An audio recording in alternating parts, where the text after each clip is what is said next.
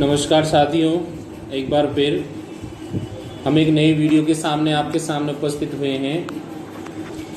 हमारे last video में हम चर्चा कर रहे थे, लौह धात्विक खनिजों के बारे में हमारी चर्चा चल रही थी और उसमें हमने लौह के बारे में आपको डिटेल से बताया था। साथ ही मैग्नीज के बारे में भी हमारी चर्चा हुई थी। आज हम जो चर्चा करने वाले हैं, भारत में मैग्नीज के भंडार कहाँ कहाँ पाए जाते हैं, ऐसे कौन कौन से राज्य हैं भारत में जो मैग्नीज के भंडारों को दर्शाते हैं, और साथ साथ में उन राज्यों के कौन कौन से क्षेत्रों में मैग्नीज का उत्खनन किया जा रहा है या मैग्नीज के उत्पादन की प्रक्रिया जारी है, उन सभी की हम चर्चा इस वीडियो में करने वाले हैं। ध्यान दीजिए बच्चों,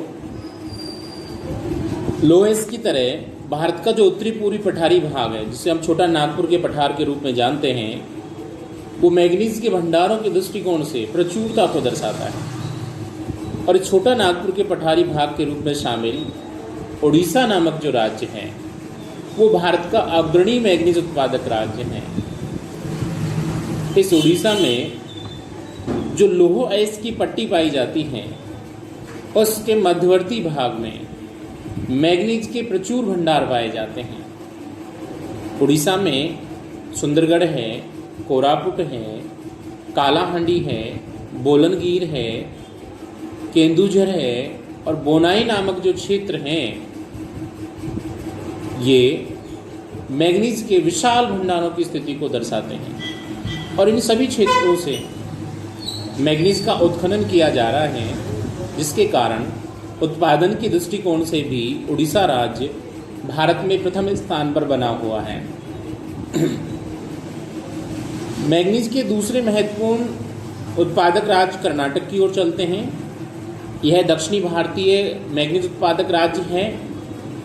यहाँ मैग्नीज की जो खदानें हैं, वो मुख्य रूप से बेल्लारी है, बेलगांव है, धारवाड़ है, उत्तरी कनारा है, चिकमंगलूर है, शिमोगा है, चित्रदुर्ग है और तुमकुर नामक स्थानों पर पाई जाती है। कर्नाटक में मिलने वाली जो मैग्नीज है, वो उड़ीसा राज्य की मैग्नीज की तुलना में कम मोटी पट्टियों के रूप में पाई जाती है। महाराष्ट्र मैग्नीज का तीसरा महत्वपूर्ण उत्पादक राज्य है, जहाँ नागपुर है, भंडारा है और रत्नागिरी नामक जो खाने हैं, उनसे मैग्नीज का वर्तमान में उत्पादन किया जा रहा है। महाराष्ट्र की जो खदानें हैं, वो इस्पात संयंत्रों से दूर स्थित हैं। इसी कारण यहाँ की मैग्नीज का उड़ीसा और कर्नाटक की तुलना में अधिक विकास नहीं हो पाया है, क्योंकि उपयोग की प्रवृत्ति कम देखने को मिल रही है। मध्य प्रदेश राज्य में मैग्नीज की जो पट्टी पाई जाती है, वो मुख्य रूप से बालाघाट क्षेत्र है, छिंदवाड़ा क्षेत्र है, निमाड़ क्षेत्र है, मांडला क्षेत्र है और झाबुआ नामक जिलों में विशेष रूप से देखने को मिलती हैं। ठीक इसी प्रकार से तेलंगाना, गोवा और झारखंड नामक राज्य भी ऐसे राज्यों की श्रेणी में शामिल किए जाते हैं, जहां पर मैग्नीज का गौण रूप से उत्पादन किया जाता है। तो बच्चों, जो लौह धात्विक खनिज थे, जिनमें लोहे का अंश मिल रहा था, उसके रूप में हमने मुख्य रूप से दो खनिजों की चर्चा की। एक लौह अयस्क की हमने चर्चा की और दूसरा मैग्नीज की हमने चर्चा की। अब हम जो नेक्स्ट जो चर्चा करने वाले हैं, अलोह धात्विक खनिजों की चर्चा करने वाले हैं। देखिए, अलोह धात्विक खनिजों का तात्पर्य होता है ऐसे खनिज जिनमें लोहे का अंश नहीं पाया जाता, अर्थात जो खनिज लोहे के अंश की कमी को या हीनता को दर्शाते हैं, उन खनिजों को अलोह धात्विक खनिजों के रूप में जाना जाता है। और अलोह धात्विक खनिजों के रूप में भारत की स्थिति ज़्यादा अच्छी नहीं है। ऐसे खनिजों के भंडार हमारे भारत में बहुत कम मात्रा में पाए जाते हैं। इन सभी अलोह खनिजों में से बॉक्साइट एक ऐसा खनिज है जिसके जमाव हमारे भारत में थोड़ी अनुकूल स्थिति को दर्शाते हैं, अन्य अलोह धातु खनिजों की तुलना में अनुकूल स्थिति को प्रदर्शित करते हैं। तो सबसे पहले हम चलते हैं बॉक्साइट की ओर। तो ध्यान दीजिए बच्चों, बॉक्साइट एक अयस्क का नाम है। जैसे लौह अयस्क के 4 प्रकार थे, या 4 अयस्कों के 4 लौह अयस्क के 4 प्रकार थे, ठीक उसी प्रकार बॉक्साइट एक कच्ची सामग्री है, यानी अयस्क है, जिससे एल्यूमिनियम तैयार किया जाता है। हम ऐसा भी कह सकते हैं कि एल्यूमिना के अयस्क का नाम क्या है, तो बॉक्साइट है। भारत में बॉक्साइट के जो जमाव पाए जाते हैं वो टर्शरी काल की चट्टानों में पाए जाते हैं, और टर्शरी काल की चट्टानों के अंदर विशेष रूप से जो लेटेराइट टाइप चट्टानें पाई जाती हैं उनमें बॉक्साइट के विशाल जमाव हमें देखने को मिलते हैं। दक्षिणी भारत का जो प्रायद्वीपीय पठारी क्षेत्र है, या हम ऐसा कहें कि पर्वत श्रेणियों के साथ साथ जो तटीय भाग पाए जाते हैं हमारे प्रायद्वीपीय भारतीय क्षेत्र में, वहाँ बॉक्साइट के प्रचुर भंडारों की स्थिति हमें देखने को मिलती है। अब हम चलते हैं भारत के उन राज्यों की ओर जहाँ बॉक्साइट का उत्पादन किया जाता है, और उन राज्यों के अंदर कौन कौन से ऐसे पर्टिकुलर एरिया है जहाँ पे बॉक्साइट का जमाव मिलता है और खनन की प्रक्रिया वर्तमान में जारी है। तो सबसे पहले हम चलते हैं उड़ीसा की ओर। देखिए, मैग्नीज की तरह ही बॉक्साइट का भी सबसे ज़्यादा उत्पादन करने वाला जो भारतीय राज्य है वो उड़ीसा है। इस राज्य के अंदर कालाहांडी और संबलपुर नामक ऐसे क्षेत्र हैं जो बॉक्साइट का सर्वाधिक मात्रा में उत्पादन करते हैं। इनके अलावा बोलनगिर और कोरापुट नामक क्षेत्रों से भी उड़ीसा में मैग्नीज का उत्पादन किया जा रहा है। तो उड़ीसा का कालाहांडी और संबलपुर नामक जो क्षेत्र है वो भारत का बॉक्साइट उत्पादन करने वाला सबसे महत्वपूर्ण क्षेत्र के रूप में शामिल किया जाता है, कालाहांडी क्षेत्र। ठीक इसी प्रकार झारखंड राज्य के अंदर लोहारडग्गा क्षेत्र है, जहां विशेष रूप से बॉक्साइट के भंडार पाए जाते हैं। पैटलैंड्स नामक क्षेत्र है, लोहारडग्गा जिले में पैटलैंड्स नामक क्षेत्र है जहां पर बॉक्साइट के निक्षेप मिलते हैं। इसके अलावा गुजरात, छत्तीसगढ़, मध्य प्रदेश, महाराष्ट्र राज्यों में भी बॉक्साइट के जमाव पाए जाते हैं। गुजरात राज्य में भावनगर और जामनगर जिलों में बॉक्साइट के जमाव मिलते हैं। छत्तीसगढ़ में बॉक्साइट के निक्षेप मुख्य रूप से अमरकंटक के पठार पर पाए जाते हैं, जबकि मध्य प्रदेश में कटनी है, जबलपुर है, बालाघाट नामक जो क्षेत्र हैं उनमें बॉक्साइट के जमाव पाए जाते हैं। महाराष्ट्र राज्य में भी बॉक्साइट के जमाव मिलते हैं, जो मुख्य रूप से कोलाबा है, थाने है, रत्नागिरी है, पुणे है, सतारा है और कोल्हापुर नामक जो ज़िले हैं, जो क्षेत्र हैं, उनमें हमें देखने को मिलते हैं। इन सभी प्रमुख बॉक्साइट उत्पादक राज्यों के अलावा भारत में कर्नाटक, तमिलनाडु और गोवा नामक राज्य भी बॉक्साइट का उत्पादन करते हैं, किंतु इन्हें भारत के गौण बॉक्साइट उत्पादक राज्यों की श्रेणी में शामिल किया जाता है। तो उड़ीसा है, झारखंड, गुजरात, छत्तीसगढ़ और मध्य प्रदेश ये भारत के मुख्य या मेन बॉक्साइट उत्खनन वाले राज्य हैं, जबकि कर्नाटका है, तमिलनाडु है और गोवा नामक जो भारतीय राज्य हैं ये गौण बॉक्साइट उत्पादन करने वाले राज्यों की श्रेणी में समाहित किए गए हैं। बॉक्साइट के अलावा एक दूसरा जो महत्वपूर्ण अलोह धात्विक खनिज है वो तांबा है। तांबा आधुनिक युग का एक महत्वपूर्ण अधात्विक खनिज है, जिसका दिनों दिन महत्व बढ़ता जा रहा है। वर्तमान में तीव्र गति से बढ़ती हुई उपयोगिता इसे अधिक महत्वपूर्ण बनाती जा रही है। जैसे जैसे जनसंख्या में वृद्धि होती जा रही है, जनसंख्या वृद्धि के कारण मानव की आवश्यकताओं में भी बढ़ोतरी दर्ज की गई है। तो तांबा बिजली की मोटरें बनाने, ट्रांसफर बनाने, जनरेटर्स बनाने तथा विद्युत उद्योग के लिए एक आधारभूत सामग्री के रूप में सिद्ध हो रहा है। यह विद्युत का सुचालक होने के साथ साथ अपने लचीलेपन वाले गुण के कारण उपयोग की दृष्टि से एक महत्वपूर्ण अलोह धात्विक खनिज बन चुका है।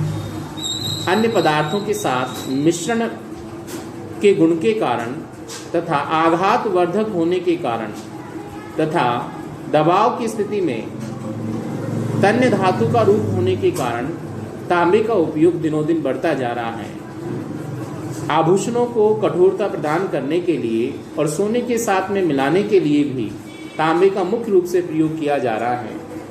हमारे भारत में तांबे का जो प्रयोग किया जाता है वो दैनिक आवश्यकताओं की पूर्ति के साथ साथ औद्योगिक रूप में भी विशेष रूप से किया जा रहा है।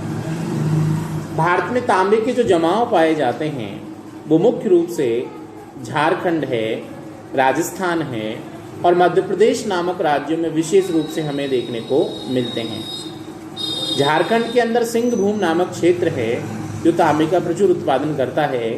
मध्य प्रदेश के अंदर बालाघाट क्षेत्र है जो तांबे का उत्पादन करता है और हमारे राजस्थान के अंदर झुंझुनू नामक जिला है जहां तांबे के प्रचुर भंडार पाए जाते हैं। राजस्थान में तांबे के जो जमाव पाए जाते हैं मुख्य रूप से खेतरी सिंघाना क्षेत्र में पाए जाते हैं। तो खेतरी जो क्षेत्र है कॉपर माइन है, खेतरी कॉपर माइन जहां पे हिंदुस्तान कॉपर लिमिटेड के द्वारा अपना संयंत्र स्थापित किया गया है, खेतरी ताम्र परियोजना के रूप में जानी जाती है और ये राजस्थान की सबसे बड़ी ताम्र परियोजना है। इसमें डाबला सिंगाना क्षेत्र है, मोचिया मगरा क्षेत्र है और बाबाई क्षेत्र है, पपूर्णा क्षेत्र है, कोल्हान क्षेत्र है, मल्हान क्षेत्र है।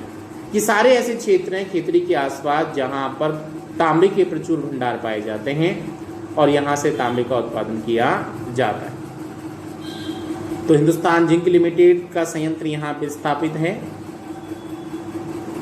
इन तीनों प्रमुख ताम्र उत्पादक राज्यों के अलावा भारत में आंध्र प्रदेश के अंदर गंटूर जिला, अग्निकुंडाला, कर्नाटका के अंदर चित्रदुर्ग और हासन जिले और तमिलनाडु राज्य के अंदर दक्षिणी अकाट नामक जिले ऐसे जिले हैं जहां तांबे के निक्षेप पाए जाते हैं और उनसे तांबे का उत्पादन किया जा रहा है। तो अलोह धात्विक खनिजों के रूप में एक तन्य धात्विक, जिसको हम बोल सकते हैं तन्य धातु के रूप में जो शामिल किया गया है, अलोह धात्विक है लेकिन धात्विक खनिज के रूप में शामिल होता है तांबा, जिसकी हमने चर्चा की। तो यहाँ जाकर बच्चों हमने कुछ धात्विक खनिजों के रूप में चर्चा की और धात्विक खनिजों के अंदर भी हमने दो प्रकार के खनिजों की चर्चा की, अलोह धात्विक खनिजों के रूप में और लोह धात्विक खनिजों के रूप में हमने चर्चा की। अब हम चलते हैं अधात्विक खनिजों की ओर। अधात्विक खनिज जो धातु की हीनता को दर्शाते हैं, अर्थात जिनमें धातु का अंश नहीं पाया जाता, उन्हें हम अधात्विक खनिजों के रूप में जानते हैं। ऐसे खनिज जिनमें किसी भी प्रकार के धातु का अंश नहीं मिलता उन्हें अधात्विक खनिजों के रूप में जाना जाता है।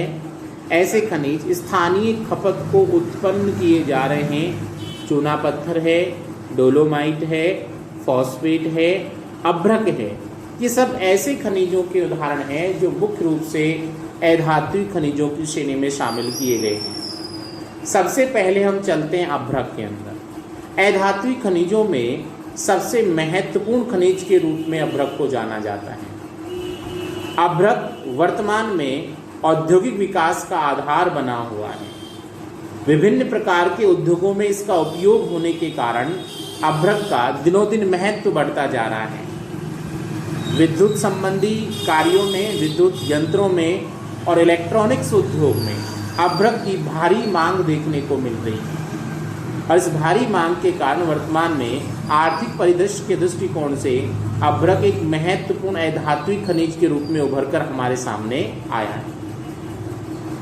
इसकी मोटी मोटी जो परतें पाई जाती हैं उनको पतली चादरों के रूप में अलग किया जाता है। यह काफी सख्त और सुनम्य होती है।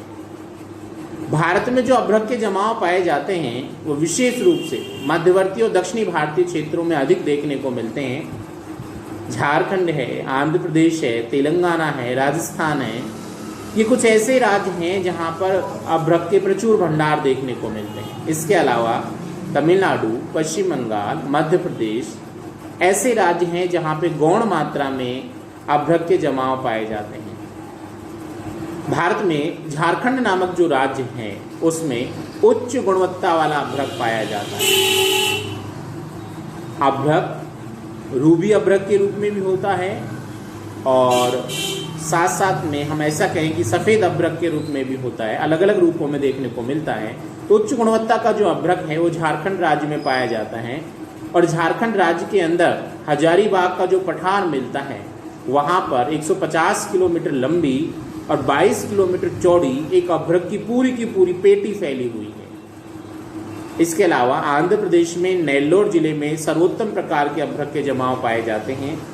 हमारे राजस्थान में अभ्रक की जो पट्टी है वो लगभग 320 किलोमीटर की लंबाई में जयपुर से भीलवाड़ा और उदयपुर के आसपास फैली हुई हमें मिलती है।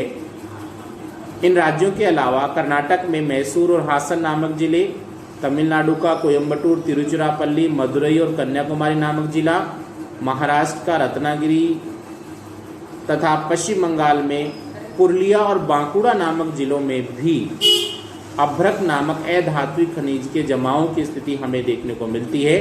तो अभ्रक रूपी जो अधात्विक खनिज है मध्यवर्ती भारत और दक्षिणी भारतीय राज्यों में विशेष रूप से देखने को मिलता है।